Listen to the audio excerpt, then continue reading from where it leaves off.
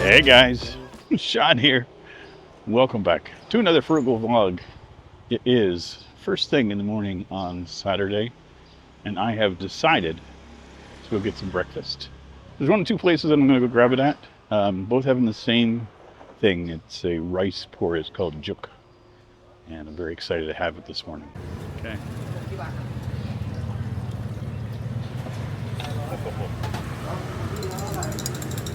ครับผม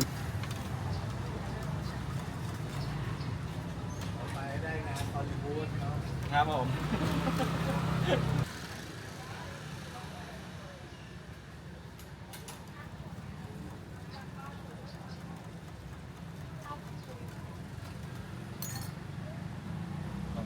So, what do you call this coffee uh in Thai?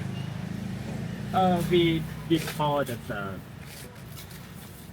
actually I don't know Okay. that word but it's a Thai style coffee. Thai style. Thai style. Okay. Traditional Thai Okay. style.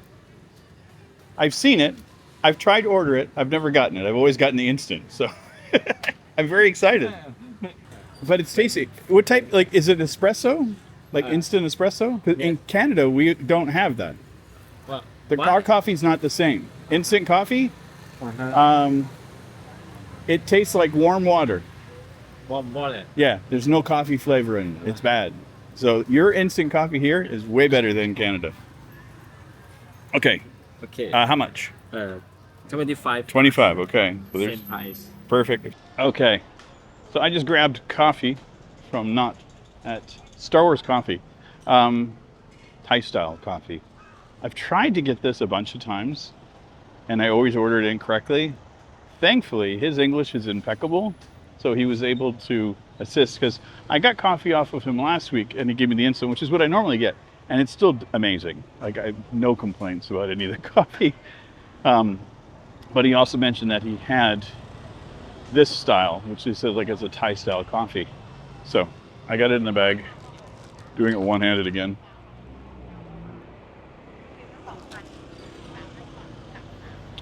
And it's delicious, absolutely delicious. Almost like a little bit of like a chocolatey flavor to it. Smoother, not as bitter, and I quite enjoy it. So there's two restaurants that I usually go to for my Jook in the morning. The other one was closed this morning, so I'm coming over here to get it at this one. This is another street, I'd say 10-minute walk from where I'm staying. So, and I'll show you guys here. Right here on the corner is where I'm heading into. I also checked with Not, and he said that this is very famous and very good. So let's go in and get it. So my breakfast has been served, and I'm very excited. So this is Jook. It is an assortment of meat and an egg in a rice porridge that is beyond amazing and delicious. They have these little meatballs that they cook within it, and the other bits of meat, there's green onions or scallions and ginger all mixed in.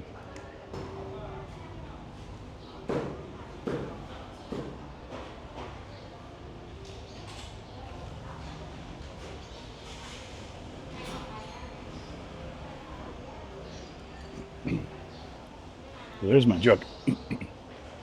Okay, I'm going to try something different for today. I have noticed when I record that I tend to put this hand in the way of everything. I think I do. I may be completely incorrect. I don't know. But anyway, this is one of my favorite breakfasts to get in Thailand. Oh my God, so good. I love white pepper. I have a bag of it back home. And I know I put on too much when I sneeze, so I'm gonna probably grab another one of these on the way. Oh my God. So yeah, this is a rice porridge, so it is rice that is cooked way down to the point where it's, it's falling apart. I've had similar from China. It's called congee. It's good in Toronto all the time, and that's delicious too. But that's usually a savory one that I used to have for like lunch or dinner. So, but when they cook these here, I was watching last week, and these meatballs, they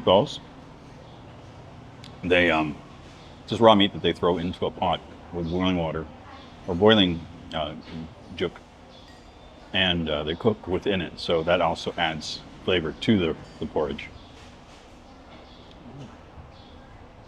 And always delicious, always outstanding, always exactly what I need to start my day. So, now, one thing I'm going to touch on today is I've been in Bangkok for just shy of a month now. Well, no, actually, I lie. My 30 days came up 2 days ago. So, I got here at the end of November. So currently it's Saturday. It's the day before posting this. So, and my bills fall upon mostly when I got in. So yesterday was an important day where I got to go spend my money on all my bills. And I know that there's been some curiosity about, how much it's costing me and all that kind of stuff. So I might as well break it all down for you guys today while I'm having breakfast.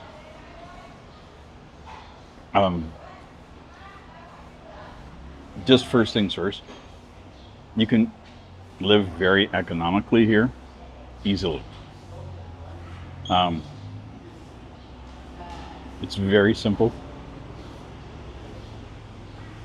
It's easy to go any direction, to be honest. My God, that is so good. So, I'm very frugal, hence the name. So I'm living on the cheap. By no means does this mean that this is the only way to live here or the only options. But I'm not a monetized channel yet. I have a,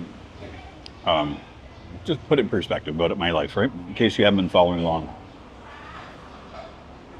I've been planning this trip for a while. I'm saving up some money. And the job I had in Canada, my entire department was let go at the beginning of November. So we were laid off and I was offered a severance package. So I had accumulated some hours for vacation time. I had a paycheck and my severance package. It was a nice tidy little sum of money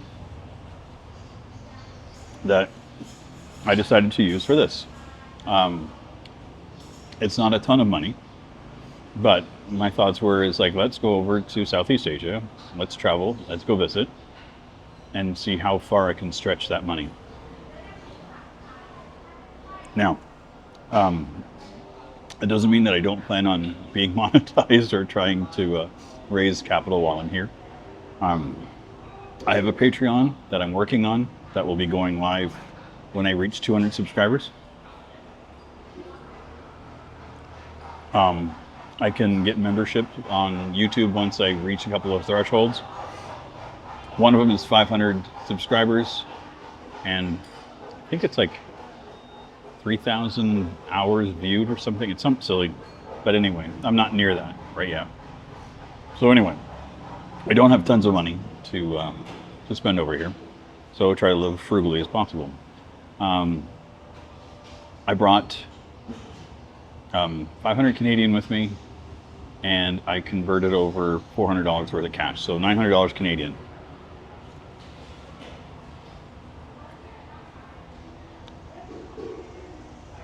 I'm just finishing that up. I did take more money out. So, for the month, this is where it gets silly. Let's start one thing off. When you come to Thailand and you're a tourist, you're going to need a cell phone. And I went with True H, I think it was. They seemed to have like a visitor's package. It was unlimited data phone. I had texting and all this kind of stuff with it. And I grabbed it. I got it at the airport and it was around 1,150 baht, which was, I thought was going to be a little pricey because I'd heard that, you know, phone packages in Asia were cheaper. What I didn't understand was that that kind of package is basically useless here. And the reason being is nobody uses their cell phones for voice. Everything is done by apps. So one of the most popular apps here is called Line. So even when you have a data-only plan, you have a cell phone number. You can associate that with Line, and then you could use that to make phone calls, texting, everything. So that's what the majority of people do here. So phone service is like, I never use my phone as a phone, except for the first 2 days when I needed it for my lost luggage. So if you get to Thailand and you don't need a phone right away, stay away from the airport options unless you need something. If you need it, it's there. If you were to grab anything, get something for a week if you're going to be staying here longer, just so you have something to begin with. And just go to a mall.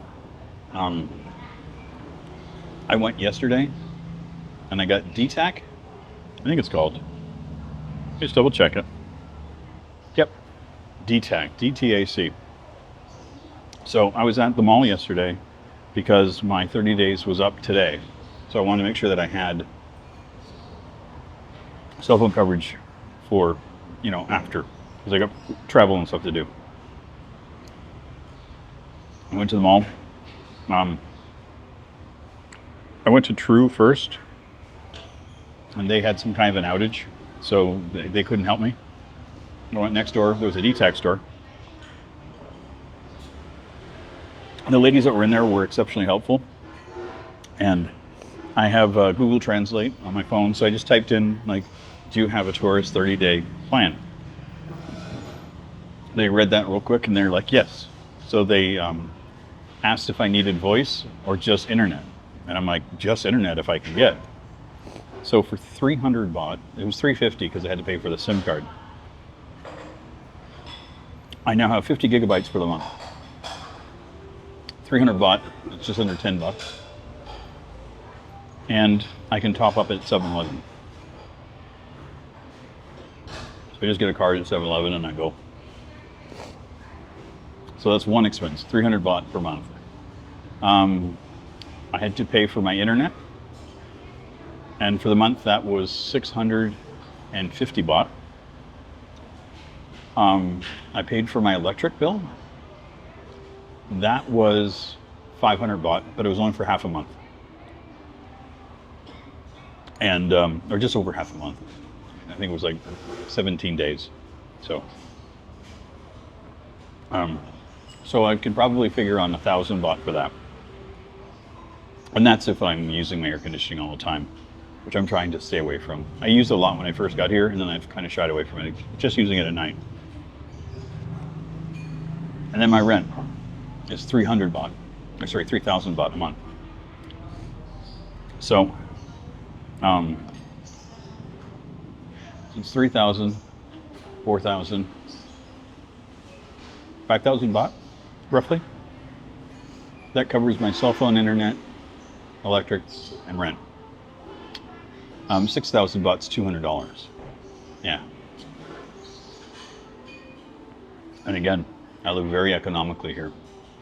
The other expense I have, obviously, is transportation and food. Transportation is very inexpensive. If you ride one line, fairly cheap. I think the most I paid for one line is 60 baht, or 65. I think it's dependent upon which regions you go to. So if you're going like just 2 stops away, it's cheaper than if you're going 15 stops away. But if you go from one line to another, it's a different price, right? So you pay for one, get off, and you pay for the next one. if I'm going on for a long excursion for the day, depending on how many lines I use, it's anywhere between $2 and $3 for the day, or $6, depending on, again, how far I'm going, what I'm doing, all that kind of stuff. But I don't ride that every day, right? So it's only when I'm planning on going to go see something or do something. So a lot of times I just try to stay locally as much as possible, or just try to stay a few stops away, keep the cost down, because a few stops I find is like 20 baht. So for 40 baht, I'm someplace else wandering around part of the city that I haven't been to before. Cheap. And then my other major expense is going to be food. I eat 2 meals a day. My breakfast, the meal itself usually runs me around 50 baht. And then I usually will grab a coffee, or I'll grab water, or I'll grab something else. So it's either between 60 and 100 baht. I don't know, I'm lying, 60 and 80 baht, depending on how I go for it. And then I'm done for the rest of the day. I'll probably get I get a large bottle of water, like a liter or two. And that's 13 baht. So I go through one of those a day. I use that at home for like making oatmeal, making noodles, or making coffee. So, and then I go out for dinner. Dinner is usually always street food. And I've been kind of splurging for the last bit. And I will spend 100 baht. Around $3. And that usually gets me a nice meal, a dessert, and that could be either those little coconut cup things, fresh fruit. I usually get like sometimes little bread, like little donut things that are just like a fried dough, but that's 10 baht for 5 of those. And I'll do that, like if I get a meal that's 50 baht, then I'll get the donuts for 10 to make it 60. Or I'll get something at 60 baht. So it's like, I used to try to keep the meal itself to around 60. The fruit's usually 20 to 25. I get myself something to drink. And sometimes it's a soda, sometimes it's tea, sometimes it's an orange juice. But I try to keep my dinners to around 100 baht. And so you'll get 200 baht a day to $6. 6 by 3. 180. Transportation, and then the other cost you have is your visa, and that's $60. So altogether, for my first month here, it cost me around 800 bucks. And that was a bunch of taxi rides, getting things for the apartment, and extraneous other things. I think next month will be a better indication of the cost. No, I shouldn't say that. I'm going to lie, because I'm going to do a bunch of traveling.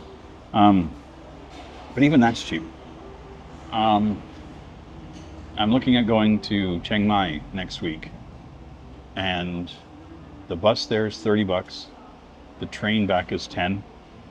And the room is $10 a night. And apparently the street food there is cheaper than here. I have no idea how. My God. Those big pieces of meat are liver. If you're not a fan of liver, I understand. I personally, huge fan of liver.